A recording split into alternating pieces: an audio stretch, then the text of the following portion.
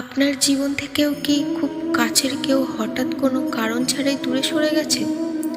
আপনি কি আজও উত্তর খুঁজছেন কেন এমন হলো?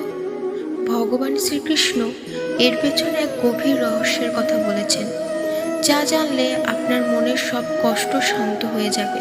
শ্রীকৃষ্ণ বলেন, তোমার জীবন থেকে যখন কেউ হঠাৎ সরে যায়, জানবে আমি স্বয়ং তাকে সরিয়ে দিয়েছি।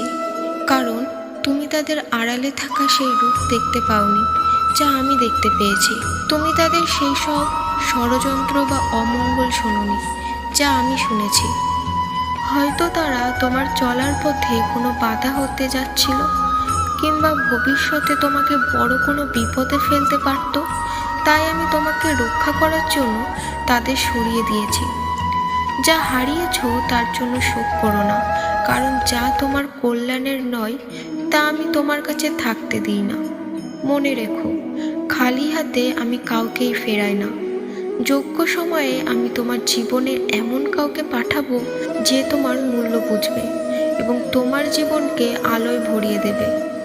শুধু আমার উপর বিশ্বাস হারিও না। কমেন্টে একবার রাধে রাধে লিখে যান।